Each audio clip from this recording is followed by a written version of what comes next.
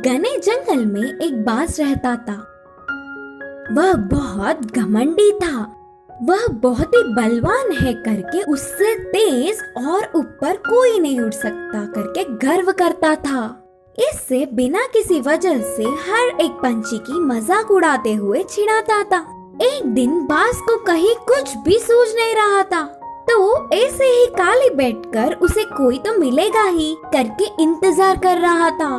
तभी उस तरफ से उड़ता हुआ जा रहे पंछी को रोककर कहा, हाँ, थोड़ा बल भी नहीं है और ना ही सुंदर हो, शायद अभी उड़ना भी नहीं आता। देखो तो मेरे आंखों के सामने कोई कीड़े की कूदने की तरह लग रहा है। बोलकर चिल्लाने लगा।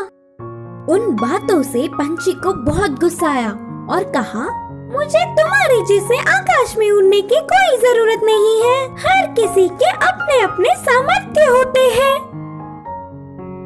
अच्छा, ऐसा है क्या?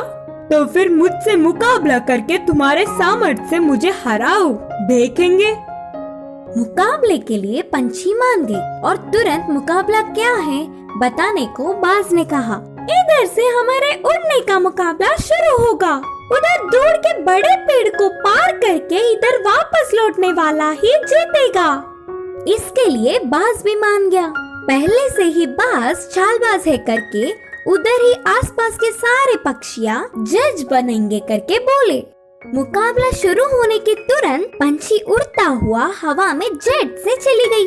कैसे भी जीतना मुझे ही है करके बाज अपने मजबूत पंखों को फैलाकर धीरे से मुकाबले में उतरा। वे दोनों पेड़ों के बीच से उड़ने लगे और वह पेड़ बहुत ही बड़ा और ढालों से घना था। बाज बहुत तेज बिना कुछ सोचे उस पेड़ की तरफ गया।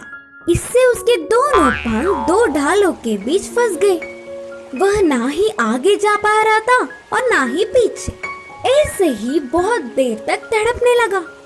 पंछी पतली सी और छोटी सी होने के कारण ढालों में घुसकर पत्तों के बीच से बाहर निकलते हुए अपने मुकाम पर पहुंच गई और मुकाबला जीत गई।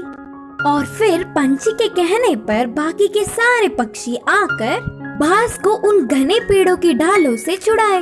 इससे प्रकृति में सभी एक समान है करके जानने वाला बाज उस दिन से किसी को भी परेशान नहीं किया और जंगल में सब एक साथ मिलजुल कर रहने लगे।